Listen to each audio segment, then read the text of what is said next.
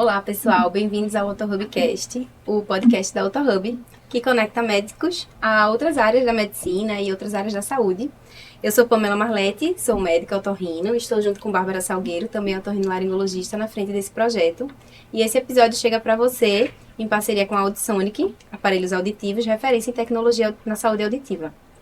E hoje o nosso tema aparece muito no consultório, inclusive nos plantões também, que é aquele paciente que chega realmente com uma dor no ouvido, daí a gente faz o exame e o ouvido não tem nada, absolutamente nada. Então o paciente pode apresentar zumbido, plenitude auricular, dor, e muitas vezes essa dor referida, ela é, na verdade, da DTM, né? Disfunção temporomandibular. Então, é um tema super frequente e importante para a gente saber um pouco, saber quando encaminhar. E hoje a gente vai falar um pouco sobre isso. Exatamente. E para isso, nós estamos aqui com duas convidadas de peso, certo? Temos aqui a doutora Marina Oiticica, nossa fisioterapeuta, especialista em DTM, referência aqui no tratamento das dores orofaciais e cervicais. Sejam muito bem-vindas. Isso, e a doutora cirurgiã dentista, especialista em dor orofacial, com grande experiência, a doutora Silvia Murta, bem-vinda também. Muito obrigada, é um prazer estar aqui com vocês, falar um pouquinho desse assunto que tanto interessa, né? Muitos pacientes sofrem e vamos esclarecer aqui alguns pontos importantes. Obrigada pelo convite. Imagina. Também agradeço o convite, é muito importante a gente passar nosso conhecimento também para outras pessoas que pegam, como vocês falaram, na urgência e não sabem o que fazer ou para onde encaminhar. Obrigada pelo convite. Prazer. Para começar, assim, bem do começo, fala pra gente um pouco, Silvia, o que é a DTM, realmente, assim, como o paciente se apresenta, o termo, ele envolve mais do que a articulação, explica pra gente. Existe uma dúvida muito grande entre dois termos, né? A ATM e DTM. Então, eu falo muito para os pacientes. Às vezes, eles chegam assim e dizem, eu tenho um problema de ATM. Eu tenho ATM. E eu falo assim, olha, ATM todo mundo tem. Então, a ATM é a articulação temporomandibular, né? Ela une duas estruturas, o osso temporal e a mandíbula. A DTM é uma disfunção relacionada a essa articulação. Então, a DTM é a disfunção relacionada à articulação temporomandibular. E aí pode ter dois tipos, basicamente. A DTM articular e a DTM muscular. Joia. E, Marina, conta um pouquinho pra gente que sintomas normalmente esses pacientes podem trazer, em que contextos levam eles a procurar vocês? Então, esses sintomas, eles podem ser variados. O paciente pode apresentar uma dor de ouvido, ele pode apresentar uma dor de dente, ele pode apresentar uma cefaleia, e não ser nada disso, ser realmente a causa de uma DTM. Eles procuram o nosso consultório basicamente por conta disso. Já foi no otorrino, o otorrino não achou nada, já foi no dentista, que algumas vezes o dentista até mexe em algum dente que tenha alguma coisa ali para mexer e que ele não ficou bom, e cefaleia também, e aí ele procura já desgastado de tanto médico, de tanto dentista, de tanta coisa que já procurou e não conseguiu uma solução. Certo. E a explicação para esses sintomas que mimetizam o otite é só proximidade? Seria basicamente isso, porque realmente a relação anatômica ali é bem importante. É bem importante, né? E a via, né, neurotrigeminal, aí de uma maneira geral, essas estruturas todas associadas. Então, assim, por isso que confunde muito, né, o paciente. Então, às vezes ele chega realmente com a dor no dente, achando que é dor de dente, e na verdade não é, ou chega com dor na região do ouvido, jurando que é uma dor de ouvido e não é. Então, por serem estruturas próximas, né, com a mesma inervação e músculos muito próximos, então a gente tem realmente esse relato dos pacientes com essas queixas que acabam confundindo, não só o paciente, muitas vezes o próprio profissional mesmo, ele tem essa dificuldade de diagnóstico. Essa condição, a disfunção temporomandibular, pode cursar com sintomas auditivos, zumbido, plenitude aural, dificuldade auditiva. Vocês veem isso na prática? Como é que é para vocês no dia a dia? Sim, eu pego muitos pacientes com zumbido muito comum e plenitude auricular também. 80% dos meus pacientes que vêm para o meu consultório com o zumbido, ele tem a disfunção temporomandibular associada e ele vem para mim por conta do zumbido. E ele tem a disfunção temporomandibular. Joia, e tu também tem essa experiência, Silvia? Também. É bem comum, sabe? O paciente apresenta zumbido, ele apresenta uma plenitude auricular importante, né? E quando a gente vai investigar mais de perto esse paciente, né? Fazer exame clínico, anamnese, a gente vai entendendo que ele tem uma disfunção aí associada, e esses sintomas acabam fazendo sentido depois para ele, que a gente começa a conectar. Mas é bem comum mesmo.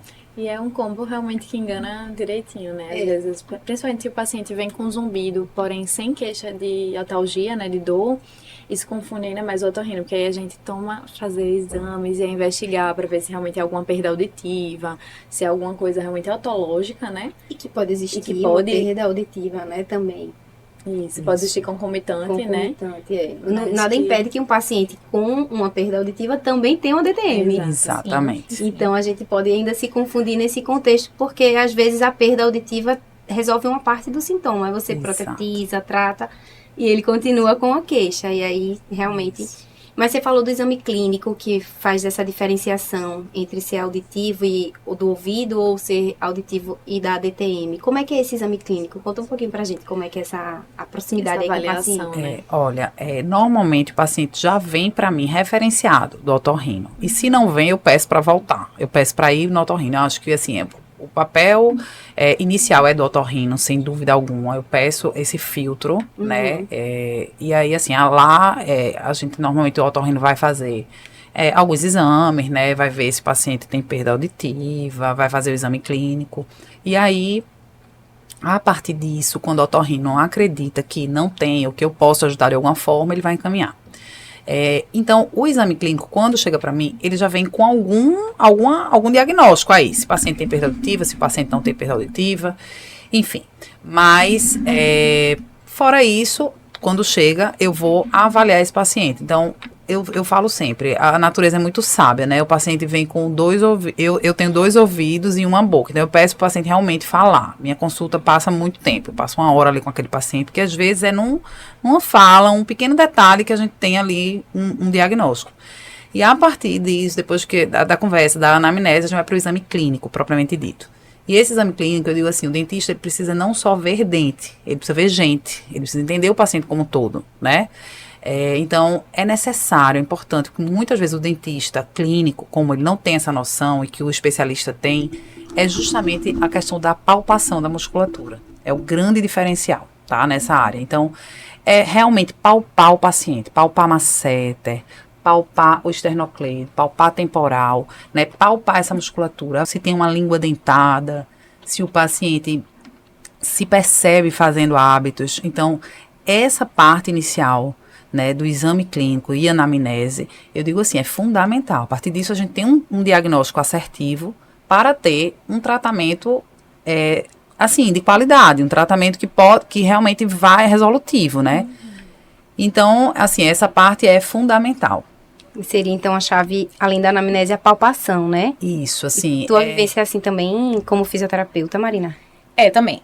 A gente faz toda essa parte da anamnese, da avaliação e o exame físico. Fora a palpação da musculatura, a gente tem alguns testes que a gente faz, a gente vê não só língua denteada, como também linha alba, uma série de sinais que mostram, porque quando a gente conversa com o paciente, ele diz, não, eu não tenho bruxismo. Isso. Inclusive, já atendi dentista dizendo isso, eu não tenho bruxismo. E quando eu olho, você tem, apesar de você não saber, e aí vou explicando o que é que o paciente tem.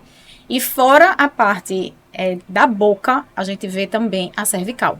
Então, se a gente não avaliar a cervical, não tratar a cervical, a gente vai ter um comprometimento com o resultado da disfunção temporomandibular. Porque a cervical está muito ligada à TM, no caso, para tratar a DTM. Não tem como fazer só uma coisa e deixar a cervical de lado. Entendi. Voltando assim bem para o básico, bruxismo e DTM são sinônimos ou um engloba a outra? Não, existe uma confusão muito grande. Inclusive, assim, o próprio dentista, ele fala, né? Eu tenho bruxismo e DTM. Veja, são situações completamente distintas, né? O bruxismo, ele é um hábito parafuncional, né, onde o paciente pode acontecer durante o dia, onde a gente chama bruxismo de vigília, e à noite o bruxismo do sono, né? Então, o paciente aperta, o paciente tem algum hábito, como chiclete, como roer unha. Através desse hábito, ele desenvolve, né, um bruxismo. Então, nem é só sempre toque. Eu tenho, por exemplo, um bruxismo secundário à apneia do sono. O paciente com apneia, por exemplo, ele faz um bruxismo, é muito comum. É como se fosse uma reação do organismo ali, um despertar. Né? Então, a gente investiga muito sono também, é um fator bem importante. Aí a gente pega também Muito, essa associação. Exatamente. Então, assim, o bruxismo, ele é um hábito parafuncional. E a DTM, o paciente pode ou não desenvolver a DTM. Então, às vezes o paciente tem um bruxismo, mas não tem uma DTM, né? Ainda, Com né? sintomas clássicos de uma DTM, entendi. ainda. Né? Então, assim, sempre eu falo, o bruxismo ele precisa ser controlado. Né? Às vezes não tem cura. Tem cura para o meu bruxismo? Não, mas precisa ser controlado. Porque a partir desse bruxismo é que a gente pode ter...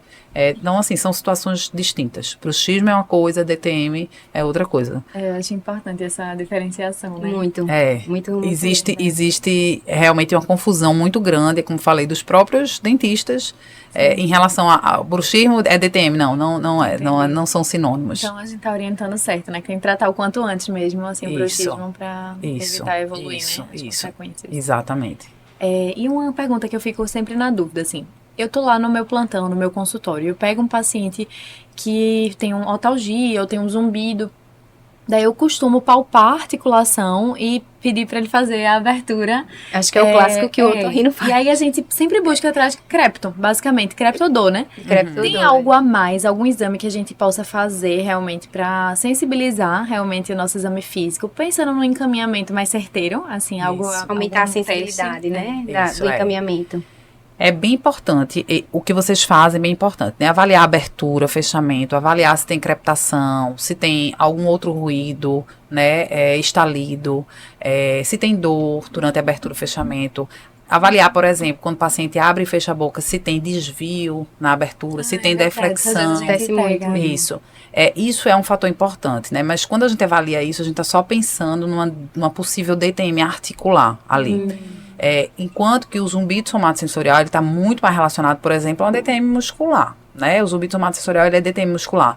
Então, quando a gente pensa nisso, é muito importante para o otorrino, nesse momento, palpar músculo mesmo, sabe? Principalmente esses pacientes têm dor em masseter. Então, muitas vezes eles não percebem, mas tem dor importante, tem pontos de gatilhos importantes em masseter, né? Então, assim, esse exame mais específico, eu faço no meu consultório, né, quando o paciente vem, então a gente tenta ver se o paciente, de alguma forma, se o zumbido ali, ele vai modular quando eu palpo, né, então eu faço alguns testes, exatamente, eu vou fazer alguns testes no meu consultório, mas para vocês, assim, esse diagnóstico inicial, eu penso que seria a palpação... mais uma triagem, né? Pra gente tentar... Exatamente. Uma palpação em masseter, palpar o esternocleido, palpar temporal, avaliar a língua, né? Avaliar se tem língua dentada, se o paciente se percebe apertando. Eu acho que vale a pena puxar. Tem certeza, porque o paciente, como a Marina falou, muitas vezes ele acha que não aperta. Mas você passa a maior parte do tempo do dia... Como? Com os dentes encostados ou desencostados? Ele vai falar, realmente, eu acho que eu passo com os dentes encostados. Porque aí depois, quando você começa a puxar o paciente, ele vai soltando e vai entendendo que realmente ele aperta, sabe? Acho que para uma avaliação rápida no consultório, na emergência, como você falou, observar se, realmente dentro da boca, se ele tem a linha alba, se ele tem a língua denteada. Porque para você ver uma fratura... observa uma fratura dentária e o paciente já tem um bruxismo mais grave, então ele já vai saber que ele tem, mas a linha alba ou a língua denteada vai ser rápido, você vai olhar ali e já vai saber e já vai ser mais assertivo o encaminhamento. Legal. Só para o nosso público que talvez não é somente otorrino, né, podia, Marina, falar um pouquinho sobre esse zumbido somatosensorial que a gente citou aqui e na nossa realidade é bem comum, a gente já entende, mas... Algum de vocês podia esclarecer para nosso público?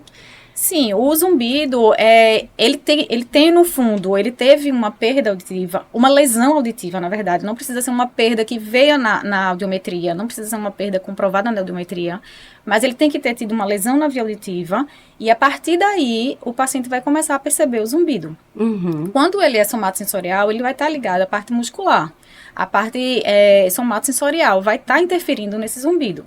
Então, o paciente que normalmente tem bruxismo, que tem dores musculares, ele relata cefaleia quando acorda.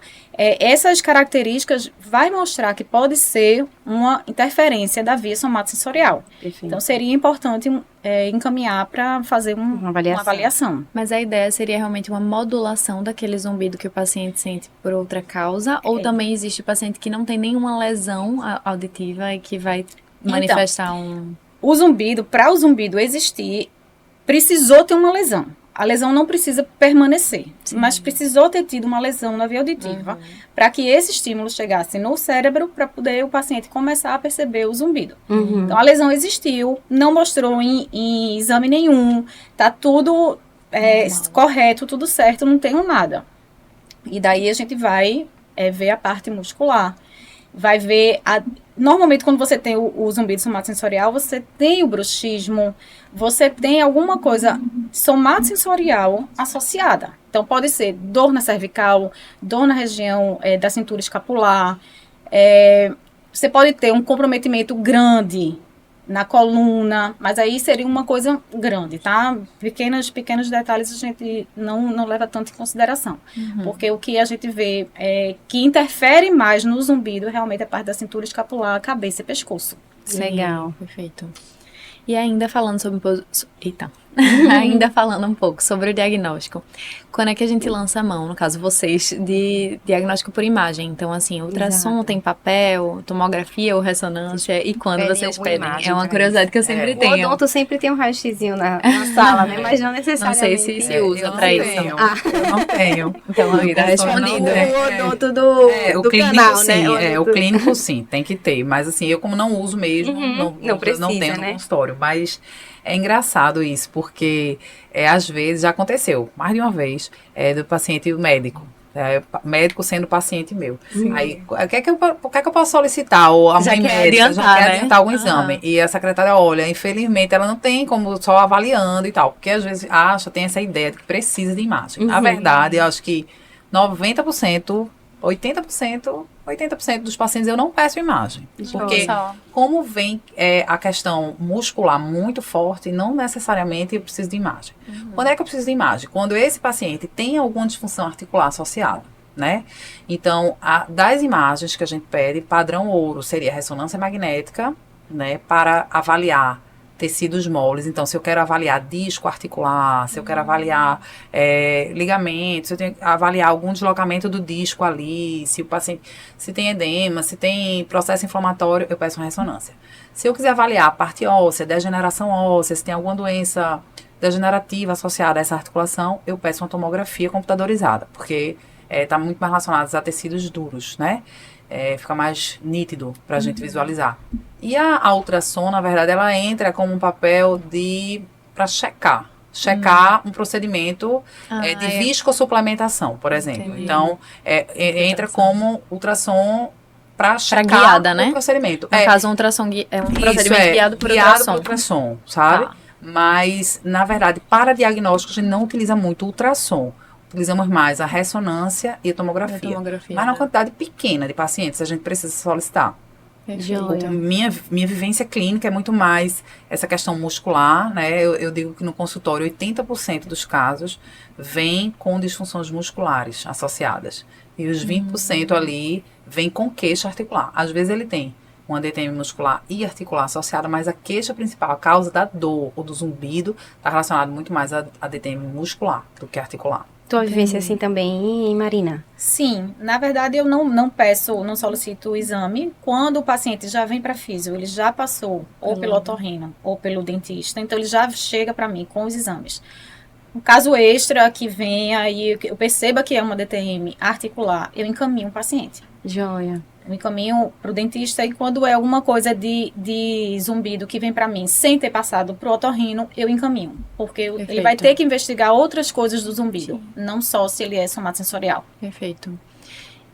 Eu ia até perguntar, assim, eu noto que o paciente de DTM, ele tem exacerbações. Então, tem relação... crises, né? Isso, momentos de que ele tá bem e momentos que ele tá pior. Isso tem relação também com gatilhos como emoção, ansiedade, estresse? Falem um pouco pra gente o que é que vocês percebem essa relação. Sim, na verdade a gente chama muito isso paciente eixo 2, né? Quando ele tem essa questão de ansiedade, depressão associada, então é muito comum. Então, eu peço muito, um trabalho que eu faço muito no consultório é que o paciente se avalie, se perceba. Né? Eu digo que eu trabalho muito a parte cognitiva, comportamental do paciente, né? Eu quero que ele se perceba. Então, assim, normalmente os primeiros 15 dias eu peço para ele baixar um aplicativo para avaliar se ele aperta os dentes, né? Para ele colocar etiquetas, post-its, né? Eu digo, coloca um no computador, um na direção, porque às vezes ele diz isso, não aperta os dentes. Doutora, eu comecei a perceber que eu aperto os dentes. Né? Quando eu estou mais estressado, eu aperto mesmo, mais ainda. Só, que interessante. Então, assim, ele começa a perceber que o estresse, o fator estresse, a ansiedade, quando está, assim, pacientes que estudam para concurso, né? Então, desenvolvem, né? Às vezes, uma crise ali de DTM por isso, né? Pacientes que passam muito tempo em estrada, dirigindo, tá ali concentrado. Muito tenso. Exatamente. Então, assim, são vários casos que a gente tem essa associação, né? Mas que eu digo assim, o tratamento só faz sentido quando o paciente se percebe dessa forma. Uhum. Não adianta eu falar, olha, o estresse, a ansiedade vai piorar. Faz sentido. Não, mas eu preciso que ele se perceba dessa forma para poder ele aprender a manejar. Engraçado sobre que isso. na urgência chega, né, com muita frequência a otalgia, quando a gente vai fazer a otoscopia, membrana normal, canal auditivo normal, a gente faz a palpação, eita, tá doendo. Aí o paciente, olha, isso pode ser uma DTM, papapá, mas o quê? Por que eu nunca tive isso? Se você tá dormindo bem esses dias, teve algum estresse? E pode perguntar. Geralmente é o que leva até a crise, que é o que vai fazer aquela dor mobilizar ele aí a urgência. Então, geralmente eita, essa semana eu quase não dormi bem. Isso. A tensão é músculo tensionado que gera o gatilho da dor, né? Que gera a disfunção que gera a dor, né? Isso acontece muito também com os pacientes que estão em tratamento. O paciente, quando chega, diz, hoje eu tô pior, eu não sei o que foi que aconteceu. Vamos pensar. Você teve algum estresse, você ficou mais ansioso, tem alguma coisa para acontecer na sua vida, aconteceu isso, então eu vou fazer uma prova. Então a gente vai mostrando importante que o paciente realmente perceber também, né? Isso. E quando não é uma coisa assim, eu busco alguma coisa a mais, quando não é algo emocional, enfim, ansioso, depressivo, eu pergunto sobre hábito. Mastiga chiclete o dia inteiro. Isso. Aí esses dias que tava mais assim, mastigação, Isso. desencadeia. Exatamente. E é muito engraçado, às vezes assim, o paciente assim, mas esse zumbido teve algum fator que você percebeu ali que começou o zumbido? Aí por isso que eu digo, a questão da consulta, da anamnese, quanto que é importante nesse início. Porque às vezes esse fator, o zumbido, está associado a uma perda, a um luto, a uma questão de perder o emprego. Então, assim, às vezes é numa conversa ali, que isso aqui foi o gatilho, ele já estava ali Talvez ele vivendo já um momento tivesse, difícil, mas aquilo ali foi gatilho para ele piorar, sabe? Então, assim, é isso. Eu acho que é você procurar entender aí esse paciente como um todo, né? E ver questão de hábitos e tudo isso. É sempre importante. A gente pode aplicar também questionários, né? Que mostram o grau de ansiedade e isso acaba sendo um parâmetro para o paciente que não se conhece. Porque muita gente vai dizer, eu não tenho nada, eu não tenho problema nenhum, minha vida é ótima. Isso. E aí, E quando que é você... até importante, né? Para o sucesso do tratamento, para qualquer tratamento crônico, também é controlar os fatores emocionais, né? Vocês chegam a encaminhar normalmente para terapia, às vezes para avaliação psiquiátrica também? Sim. Se o paciente está demonstrando, quando eu faço esses questionários, ele demonstra realmente um nível de ansiedade, ou ele mesmo relata uma depressão maior, alguma coisa, eu encaminho sempre. O trabalho interdisciplinar é a melhor resposta para o paciente, né? O paciente precisa disso, não adianta ficar só para a gente, o paciente não é meu. A gente quer a melhora dele, então precisa realmente encaminhar para quem entende. E eu fico pensando assim, não só a ansiedade e outros gatilhos emocionais podendo ser um desencadeante, mas também como perpetuador, assim, modulador daquele zumbido, né? Às vezes o paciente que tem zumbido e tá muito ansioso com relação àquela queixa, acaba que ele foca mais no sintoma e o sintoma só cresce, né? Vai pra cognição e aí a consciência faz aquilo ficar... Eu sempre trago essa informação assim, olha, a gente tá aqui conversando, agora para o ar-condicionado. Aí o paciente, você não tava ouvindo o ar-condicionado antes da gente falar, agora que eu falei, você tá ouvindo. O zumbido é isso. Quanto você dá atenção, você vai ouvir. Então, a ansiedade sobre o sintoma faz só o sintoma perpetuar e é um feedback positivo, né? Que vai acontecer em qualquer parte da medicina, na verdade, Exato. né? Paciente de dor crônica, se ele fica muito ansioso em relação àquela dor, muito negativa, etc. A gente sabe que a chance de resolver diminui. Perfeito. No zumbido eu dou muito o exemplo do cheiro, assim, quando você sente um cheiro de queimado, você não vai descansar enquanto não descobrir que cheiro é aquele. Sim. Mas se você passa um perfume, daqui a 5 segundos você nem lembra que passou o perfume. E o Acostuma. zumbido seria isso. Se você ficar sempre pensando no zumbido, seu cérebro vai ficar em alerta e você não vai conseguir É verdade. deixar o zumbido quietinho lá no canto É dele. isso. É verdade. E a gente fez muito isso também na prática de pacientes, por exemplo, que já em idade bem avançada, descobrem um chivanoma pequeno, e aí ficam tranquilos quando descobrem que é um tumor benigno, que não precisa fazer nada. Pronto, esqueceu do zumbido. Eu tive uma paciente na residência que ela era anglomos, na verdade, que não precisava, assim, operar. Ela já tinha 80 e tantos anos, e aí ela falou, agora que eu descobri que não é nada grave, Tô ótimo. eu passei a amar esse zumbido. Tem Eu isso, passei a engraçado, amar. né? Assim, claro que é uma queixa realmente que impacta muito a qualidade de vida do faz mal, paciente, e a gente com não pode dizer, mas é só essa complementação, né, de saber que a ansiedade tende a piorar, né, Tanto o sintoma com uma percepção. quanto a própria DTM, né? Então, assim, acaba que tudo se mistura. E falando um pouquinho sobre o tratamento, nós, enquanto otorrinos, que estamos com o paciente ainda, antes de ir para vocês, o que é que a gente pode fazer para esse paciente, em termos de terapêutica, para ajudar ele, até que ele seja avaliado por vocês? Existe alguma coisa que a gente pode acrescentar para ele? Eu acho que assim, grande, como eu comentei ainda há pouco, o grande X da questão é o paciente se perceber e entender o que ele tem. Então, assim, a causa ali, se por exemplo é um zumbido, é um bruxismo, né, o paciente precisa evitar apertar o dente, né, precisa evitar permanecer com aquele hábito, seja o chiclete, roer unha, ou apertar durante dia e noite. Então, assim, uma coisa que eu acho que funciona é, assim, se perceba, sabe, assim, enquanto tá ali para vocês, né, se perceba, existe um aplicativo, o Desencoste Seus Dentes, pede para o paciente baixar o aplicativo, evitar, colocar a língua no céu da boca e lábio selado. Uhum. Se o paciente fizer isso, ele não vai encostar os dentes. Então, Tô essa é a fazendo isso posição agora. de repouso. Tudo bem, Exatamente. acabei de hesitar. Então, essa é realmente a posição de repouso. O paciente não acredita, né, que é dessa forma. Ele acha que manter os dentes encostados, ele está repousando. normal. É diferente disso. Né? Mas, assim, mais do que isso, você palpando e percebendo a musculatura, você pode passar um relaxante muscular, né, ali, você pode fazer uma compressa, uma termoterapia, uma compressa Perfeito. morna, né, fazer 20 minutinhos de compressa ali 2 vezes ao dia, né, fazer alongamentos eu peço paciente muitas vezes no banho, vai no banho, pega a água morna, coloca na boca, Interessante. Muito bom. faz um relaxamento dessa musculatura, né? Deixa a aguinha morna bater aí nessa cervical, Soltar né? Faz, tudo. exatamente, faz uma compressa. Exercício físico é parte do tratamento, né? Tem paciente que entra essa vida sedentária e eu digo assim, olha, é parte do tratamento. Então, assim, eu acho que são coisas que a gente pode fazer inicialmente pelo paciente, buscando uma melhora, mesmo sem ainda chegar até nós. Joia. Né? Eu acho que Enquanto isso- ele não chega, né? Exatamente. Melhorar a qualidade de sono, né? Evitar hábitos parafuncionais. Eu acho que essa orientação inicial, e aí entra a questão de medicação, seria relaxante muscular, né? Existem relaxantes musculares tópicos locais hoje, que a gente passa um sprayzinho depois da compressa morna. Então, assim, existem algumas coisas que a gente pode usar ali, né? Joia. Nesse início.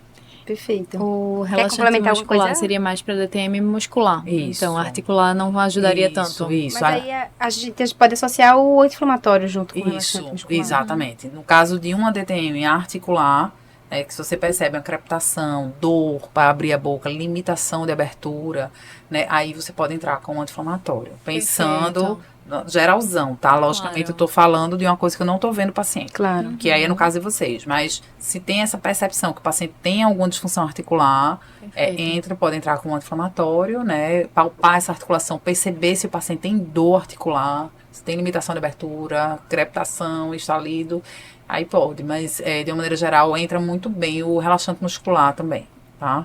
No caso das DTMs musculares. E termoterapia é uma coisa que ajuda muito os pacientes. E em relação a evitar mastigar alimentos mais duros, você Isso. costuma recomendar isso nessa Recomendo. fase de crise? Recomendo, mesmo nos casos de DTM muscular. assim, porque às vezes o paciente está tão sofrido ali nessa musculatura, que eu digo, olha, nesse início vamos evitar, assim, uma carne, come mais um pastosozinho, né? Isso entra muito mais na DTM articular, mas como o DTM muscular, às vezes o paciente está sofrido, evita, não custa nada, nesses primeiros dias, primeiras 2 semanas aí, fazer uma alimentação mais pastosa, né? Menos mastigatória. Menos mastigatória. Joia. Exatamente. Alguma coisa a acrescentar, Marina, Não, da tua prática? É isso que Silvia falou. Quando vocês receberem o paciente, realmente conversar com eles, o paciente acaba falando. Se você começar a conversar, a puxar como são os hábitos, ele vai falar. Ele vai falar que ele rói unha, ele vai falar que ele mastiga a caneta, ele vai falar. Então, é conversar com ele para poder direcionar ele para o profissional correto. Perfeito. E sobre modalidades terapêuticas, o que é que a gente tem disponível? Quais são os principais tipos? Acho que é uma dúvida bem frequente, né? Até para a gente orientar o paciente. Exato. Ele sempre pergunta. Antecipar o que ele vai receber de Isso, opções terapêuticas isso, é importante.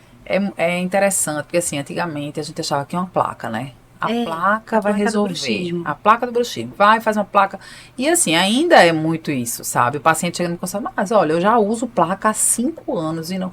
Esqueça, só a placa não vai. A placa, na verdade, ela está controlando o hábito ali. Ela está evitando que você piore, né? Ela está um controle. Mas, às vezes, o paciente já tem, na grande maioria das vezes, os pontos de gatilhos, né? Ali. Então, se você começa a palpar a maceta, o paciente tem ponto, falando em relação ao zumbido, essa autalgia clássica, que muitas vezes está relacionada a DTM muscular, por exemplo. Então, no caso de uma DTM muscular, a gente tem bloqueios musculares, a gente tem agulhamento, né? Agulhamento pode ser seco, pode ser associado a bloqueios de anestésicos locais no músculo. Laser entra muito bem, né? Aí com um processo de anti-inflamatório e reparação do tecido. Então a gente usa muito laser associado, né?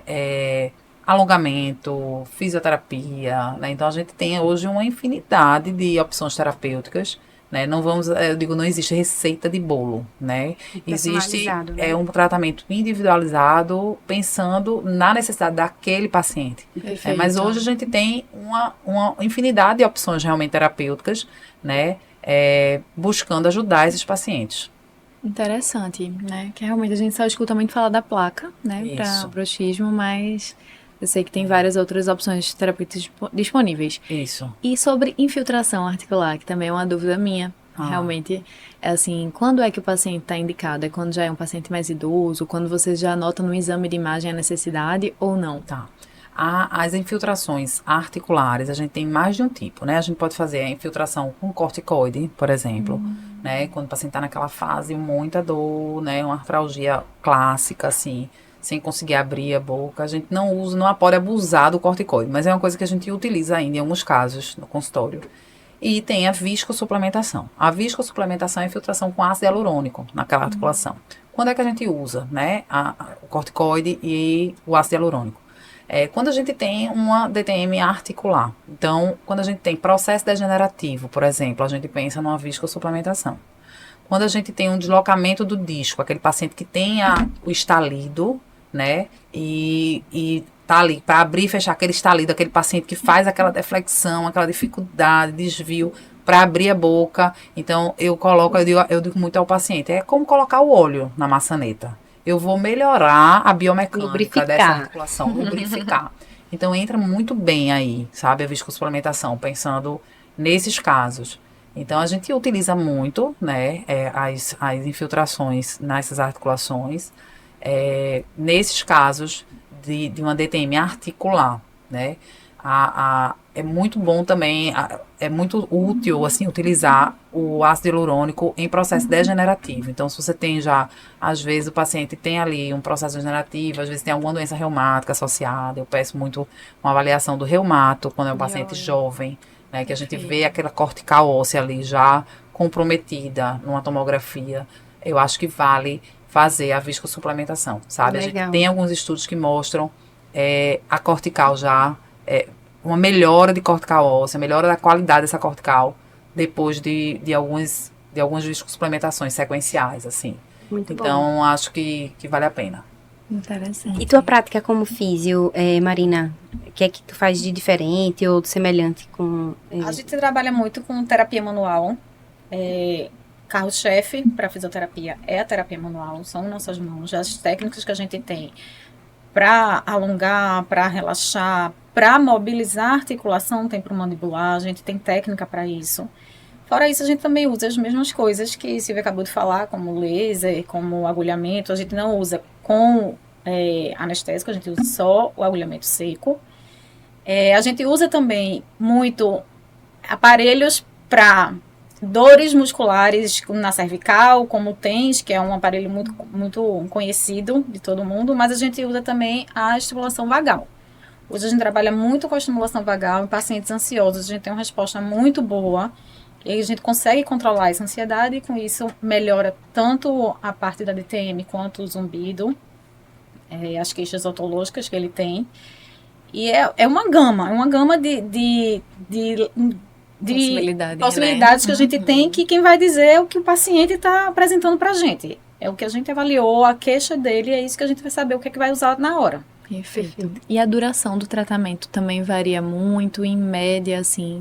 Varia bastante. Varia principalmente com o ambiente que o paciente está inserido, a forma que ele vê a queixa dele, a doença dele, os sintomas dele, e principalmente como ele age em casa com as nossas orientações.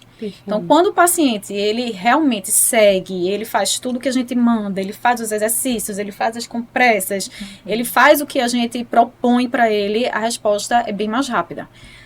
Os pacientes que não fazem, que acham que o tratamento depende só do físio ou só do dentista, o tempo vai ser prolongado, não vai ter uma resposta adequada, eles vão se queixar mais, dizendo que não melhoraram, E aí fica sempre naquilo, a gente falando para o paciente, você precisa ajudar. O tratamento não é o fisioterapeuta, o tratamento é seu, a gente está aqui só para lhe dar um suporte, lhe dar um caminho, lhe dar uma orientação, mas você tem que seguir. Sim. Então, quando eles seguem, realmente o tempo é menor, mas aí vai ser de cada um. Joia, como todos os tratamentos, né? O paciente tem que se apropriar do problema e ser o dono do caminho, né? Isso. O médico está ali para dizer, o físio, o odonto, mas se o paciente não assume aquilo como uma responsabilidade dele, não vai para frente. Perfeito. Mas tem um ponto bem importante aqui no tratamento, não é nem bem importante porque não é a maioria dos casos, mas quando esse paciente precisa ser direcionado para um procedimento cirúrgico, Silvia, acho que comum chega muito, provavelmente mais no dentista, né, no odonto, essa variante aí, que seria articular, que necessitaria de uma intervenção cirúrgica. O que é que a gente tem hoje em dia disponível para esse paciente? Quem é que cuida dele depois disso? Enfim. Isso é. Eu sempre acho que esse paciente saindo do otorrino, primeiro, existe ainda muitos otorrinos que encaminham assim, vai para o bucomaxilo, vai para o dentista. Então, assim, é muito importante que esse paciente vá para o especialista em DTM e dor orofacial. Joia. É uma área que realmente é uma área que a gente não vê na faculdade, né? É uma especialidade nova, comparado com as demais especialidades, com ortodontia, com cirurgia bucomaxilo, com prótese, por exemplo. É uma especialidade bem recente e que é uma área realmente à parte, eu digo, né? O dentista que só estuda aquilo ali, então ele precisa ir para o especialista, né? O diagnóstico vai ser mais assertivo, o tratamento mais assertivo em relação se for para o generalista.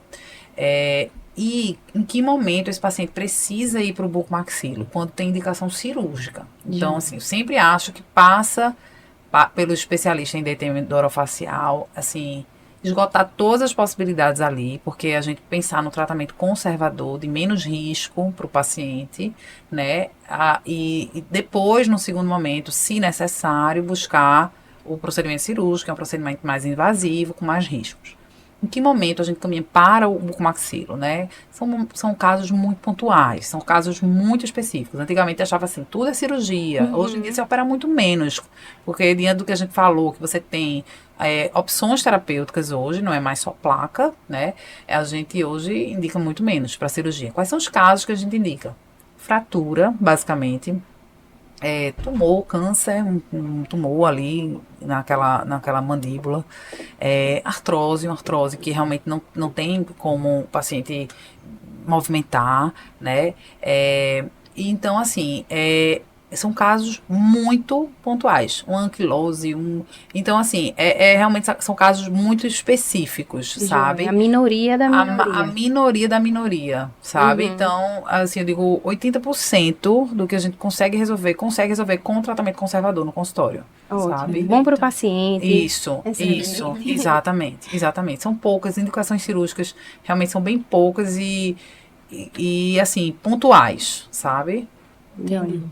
E quem vai ajudar muito mais nessa escolha seria o próprio especialista, né? Então, assim, a princípio, nós, otorrinos, que vamos receber o paciente inicialmente, triar ele, a gente não precisa necessariamente definir que é cirúrgico ou não. A gente precisa que vocês avaliem, vocês especialistas nessa área, para decidir se ele deve ou não seguir para um buco, por exemplo, para fazer um procedimento cirúrgico. Exatamente. Né? Perfeito. Exatamente. Eu acho que até a importância da orientação desse episódio não é só as informações que vocês estão dando, é também quem está ouvindo conhecer essa especialidade, que realmente é pouco conhecida. Os otorrinos, de forma geral, conhecem, né? A gente acaba encaminhando muito, mas a maioria encaminha para o buco, viu? Vou conversar. Isso. Inclusive, na emergência que eu faço parte, o encaminhamento de rotina encaminhamento ao padrão buco lá na... maxilo. Exatamente. Vou hoje chegar lá e vou mudar isso. Muito bem. Muito bom. Infelizmente, muitos pacientes são operados sem necessidade. Poderia evitar, né? Muitas vezes ali o paciente tem um estalido, uma crepitação, mas a dor não está relacionada àquilo ali. Entendi. Né? Você resolveria o problema dele, que é a DTM dor muscular, por exemplo. Eu entendo. Né? Mas ele sempre teve ali com aquele estalido, aquela crepitação e nunca sentiu dor. Aí, de repente, ele sente dor e o médico acredita que é por isso e encaminha para o bucomaxilo e aí, assim... O bucomaxilo vai, que ele sabe fazer, ele vai operar, né? Achando também, muitas vezes, acreditando que aquilo ali vai resolver paciente, e né? não vai resolver. Perfeito. Eu acho que talvez isso aconteça também por uma questão logística, assim, de plano, né? De convênio. Sim, às vezes, com porque acaba certeza. que o buco a gente consegue mais fácil. Isso. E, por exemplo, nessa emergência que eu tô citando, é do SUS. Então, assim, para chegar no especialista de DTM do orofacial pelo SUS, eu acredito que seja muito mais talvez difícil. só nas faculdades. do que chegar no buco, por exemplo. Faculdade, serviços universitários, graduações, Consegue, né? Consegue. Joia. Agora, pelo SUS, já tem alguns CELs que tem, tá? Já tem algumas clínicas de referências que tem. Mas é mais comum, é mais fácil, né? É mais fácil o também é buco mais fácil, mas nem sempre é o melhor. Mas para é o mais fácil de chegar, mas também depois... É isso. Chegar no odonto especialista. Pro bloco dos casos clínicos. Dos casos. A gente queria saber de vocês, se vocês lembram de algum caso clínico que marcou, se estão lembrados aí alguma coisa interessante de caso de paciente para contar. Eu tenho muitos casos, né? Eu sou clínica mesmo, eu atendo muito paciente os meus maiores parceiros são otorrinos. Obrigada pela confiança. E realmente, assim, atendo muito caso, né, que vem. Mas, assim, eu vibro muito com a melhora, né? Eu acho que zumbido é uma coisa que incomoda muito o paciente. Nossa, né? Então, assim, meus casos, existe um mito muito grande, dizer assim, zumbido não tem tratamento, né? E zumbido tem tratamento, zumbido tem cura, né? Que coisa então, assim, boa, né? Quando eu escuto, assim, o paciente, eu parei de escutar meu zumbido. Então, eu tenho casos, assim, paciente há 3 anos sem zumbido nenhum, né? E aí, assim, quando o paciente veio pra mim, veio de um dentista, eu tenho um caso, assim, interessante. Essa paciente veio de uma dentista, veio logo pra mim de uma dentista achando, porque ela começou a perceber o zumbido depois que ela começou a ortodontia. Começou a usar aparelho e começou a perceber o zumbido. Na verdade, ela tinha, por quê? Porque ela usava aqueles alinhadores invisíveis, e aí ela já tinha um bruxismo e começou a perceber que apertava mais os dentes com o alinhador, né? Só que já estava no final do tratamento e ela começou a perceber o zumbido. E ficou enlouquecida e disse à ortodontista que precisava resolver isso. E a ortodontista referenciou meu nome e mandou para mim. Eu digo, olha, não, você vai precisar ir para o otorrino logo. E realmente ela não tinha perda auditiva, não tinha outros fatores. E a gente, ao invés de usar a contenção da ortodontia, a gente fez uma placa estabilizadora para controle, né? Associou a fisioterapia. Associou, acho que foi você, Marina, foi você que fez esse caso. Depois eu relembro. Vai ter que puxar na memória, viu, Marina? É uma paciente muito, você vai saber quem é. É uma paciente que ela mudou realmente de vida. Era uma paciente que tinha uma função numa muito estresse, trabalhava sei com quem é. criança e adolescente, então é uma paciente que realmente mudou a vida dela. Ela começou a se perceber o quanto que o estresse Tava estava impactando, impactando na vida dela. Então, essa paciente resolveu realmente mudar. Né? Então, essa paciente foi protagonista da história dela. Então, assim, ela, como Marina disse, não adianta só a gente fazer e o paciente não querer a mudança, não se envolver nesse processo. Né? Então, é bem interessante esse caso. E essa paciente não tem mais zumbido há 3 anos. Né? Olha só. Essa paciente está curada. Né? Remissão total do zumbido há 3 anos. É incrível esse caso, realmente. É muito bom quando a gente vê o paciente, assim, engajado no seu tratamento, né? E quando tem um bom desfecho, realmente. Especialmente com a queixa difícil, porque o zumbido, o jargão é que ele não tem cura porque ele é desafiador. A gente sabe que ele, muitas vezes, ele é difícil de chegar no diagnóstico, né? Embora que vocês especialistas, chegam no ponto certo, inclusive com o dedo. Mas pra gente, otorrino, às vezes a gente pede muitos exames e tenta encontrar e não chega num diagnóstico, e sem diagnóstico a gente não trata. E às Então vezes desafiador. E às você vê vezes, que quando melhora uma assim. queixa é muito difícil, é porque talvez ela não seja da sua área. Então Perfeito. talvez não esteja no seu alcance resolver. Né? Eu percebo isso em várias áreas assim da otorrino. Quando começa a ficar muito difícil, talvez seja o momento da gente procurar ajuda fora do nosso saber, Geralmente é equipe multi, é odonto, é sem físio, é dúvida. psicologia, Sem é por aí dúvida. o caminho. Sem dúvida. Eu tive um caso também interessante. O paciente também veio, era uma paciente, ela já mais idosa, com perda auditiva, mas que tinha o zumbido, e o zumbido estava incomodando bastante a vida dela. Ela já estava sem conseguir ler, que era uma coisa que ela gostava muito. E aí, essa frase dela, eu não consigo ler, que é o que eu gosto de fazer.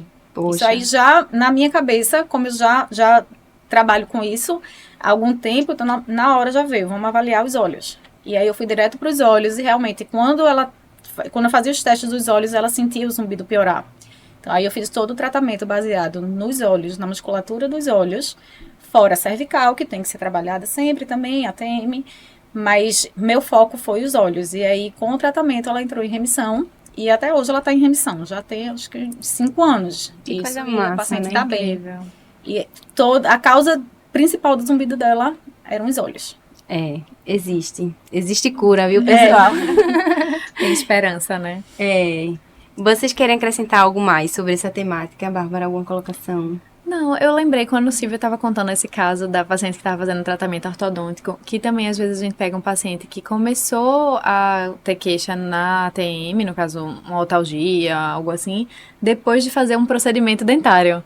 Porque aí às vezes ele passou não sei quantas horas ali com a boca aberta, Tem com muitos. material. Pergunte sempre. Isso é também eu acho engraçado. que é importante de perguntar na anamnese, na Passou uma emergência. tarde com a boca aberta. Importantíssimo. E hoje, assim, na busca dessa questão estética, né? Então, a lente de contato, faceta, esse paciente que acabou de fazer uma grande reabilitação, busque, porque o dentista precisa passar, muitas vezes, uma tarde. Pra inteira. fazer Então, imagina que são procedimento. 5 horas, Sobrecarga na 4 horas, articulação, né? com a boca aberta. É. Então, assim, não tem articulação que sustente.